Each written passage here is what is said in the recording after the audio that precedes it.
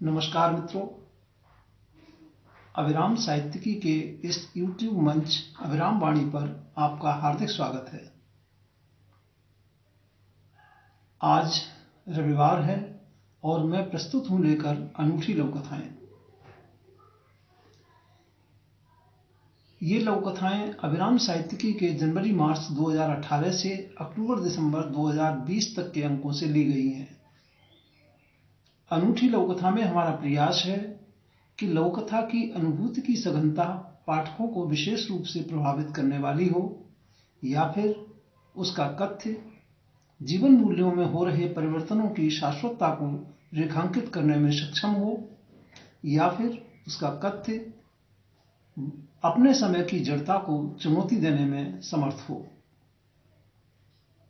इन लघुकथाओं के चयन में संपादक के साथ सामान्य पाठक की समझ और उसकी पसंद का परीक्षण भी किया गया है। मित्रों, चूंकि यह यात्रा हम सबकी साझा यात्रा है, इसलिए आपसे विनम्र निवेदन है कि यदि अभी तक आपने इस मंच को सब्सक्राइब नहीं किया है तो कृपया आज अवश्य कर लें। साथ ही अपने इष्ट मित्रों को भी इससे जुड़ने के लिए, इसे सब्सक्राइब करने के लिए प्रेरित करें, ताकि हम आपकी रचनात्मकता को अधिकाधिक पाठकों तक, श्रोताओं तक पहुंचाने में समर्थ हो सकें। इस श्रृंखला में प्रत्येक रविवार और गुरुवार को दो लघुकथाओं का पाठ किया जाता है। इनमें से पहली लघुकथा का पाठ उमेश महादोशी यानी मेरे द्वारा, और दूसरी लघुकथा का पाठ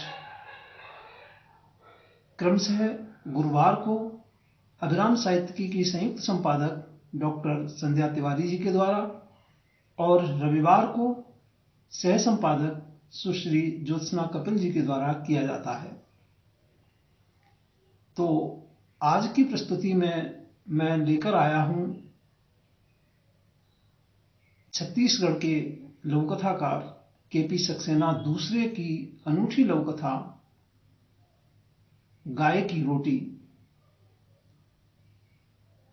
सक्सेना जी की यह लघुकथा अभिराम साहित्यिकी के जनवरी-मार्च 2018 अंक में शामिल की गई है।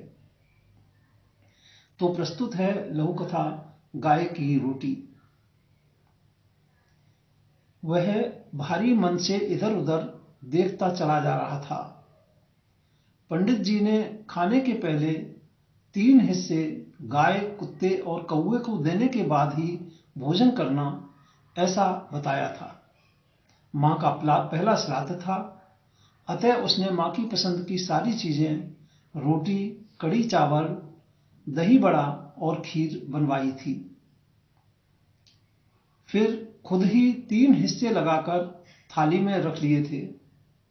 अब चूंकि काग दर्शन इन दिनों मुश्किल से होते हैं, उसने तय किया कि उसका हिस्सा मींच कर छत पर डाल देगा। कुत्ते की चिंता नहीं थी, क्योंकि नगर निगम के ऐलान के बावजूद भी कॉलोनी में उनकी कमी न थी। पर सबसे पहले तो गाय को खिलाना था, अतः वह गाय ढूंढने निकल पड़ा था। कॉलोनी में तो गाय मिलने से रही। हाँ, सड़क पर अक्सर उनके झुंड दिख जाया करते हैं। यही सोचता वह चौक की ओर जा ही रहा था कि उसने सड़क के किनारे फुटपाथ पर बैठी एक औरत देखी। वह बिंदास आकाश की ओर टकटकी लगाए देख रही थी। उसने उससे पूछा, इधर कोई गाय दिखी क्या? औरत ने पहले एक नजर उसकी थाली पर डाली, फिर हिकारत से मुंह बनाया और सिर हिलाकर दूसरी तरफ देखने लगी। न जाने क्यों उसकी यह प्रतिक्रिया उसे अंदर तक बींध गई और उसने अनायास थाली का वह सारा खाना उसके सामने रख दिया और हाथ जोड़कर उसे खा लेने का इशारा किया। इस बार औरत ने फिर उसकी ओर देखा, किंतु अब उसकी आंखों से तिरस्कार की जगह नमी रिसती हुई दिखाई दी। लौटते समय अब वह उदास न था।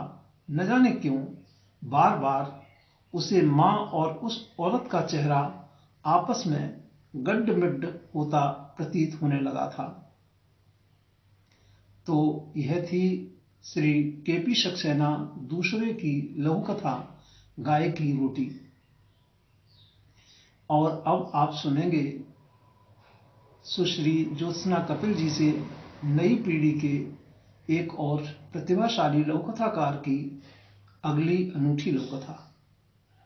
तो आइए ज्योत्सना जी।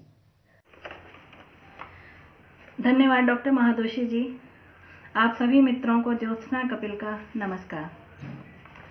दोस्तों, आज मैं आप सभी के सामने लेकर आई हूँ लघु कथाकार नीरू शर्मा जी की अनूठी लघु कथा दादी का खजाना। नीरू जी की यह लघु कथा अविराम साहित्यिकी के अप्रैल-जून 2018 के अंक में शामिल है। दादी से बात करते हुए पप्पू ने पूछ लिया, दादी, आप डाइनिंग टेबल पर हम सबके साथ खाना क्यों नहीं खाती? मम्मी हमेशा आपका खाना यहाँ आपके कमरे में ही दे जाती हैं। मैं आपको डाइनिंग टेबल पर बहुत मिस करता हूँ। कहते कहते वह दादी की गर्दन में हाथ डालकर चिपक गया। दादी कुछ पल उसे स्नेह से देखती रहीं, फिर बोली, वो मेरे हाथ कांपते हैं कभी कभी। खाते खाते सब्जी चावल बाहर बिखर भी जाते हैं, इसलिए मैं यहीं बिस्तर पर पुराने अखबार बिछाकर खाना खा लेती हूँ। बेकार में सबको परेशान क्यों करूं?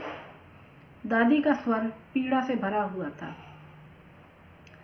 पप्पू जिद करने लगा, पर आप यहाँ अकेले खाती हैं दादी। आज से आपको खाना हमारे साथ टेबल पर ही खाना पड़ेगा। अब मैं आपकी एक नहीं चलने दूंगा। तभी भीतर से उसे मम्मी ने पुकारा, पप्पू कहाँ है रे तू? चल नाश्ता कर ले, तेरे पापा को ऑफिस जाने में देर हो जाएगी। मम्मी मैं अभी आया की आवाज के साथ दादी का हाथ पकड़े उसने डाइनिंग रूम में प्रवेश किया। उसके मम्मी पापा नाश्ता लगाए बैठे थे।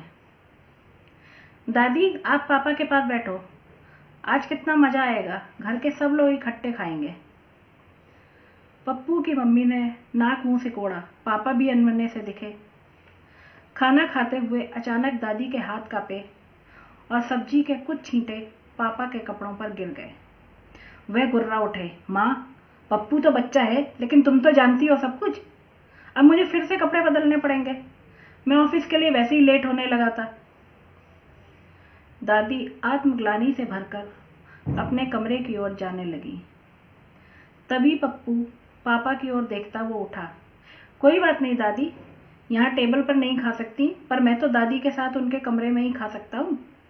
आखिर किसी को तो दादी के साथ। तो साथियों, ये थी नीरू शर्मा जी की लघु कथा। आपने आज की दोनों लघु कथाएं सुनी, आपको कैसी लगी? कृपया अपनी राय से हमें अवगत अवश्य कराएं। धन्यवाद।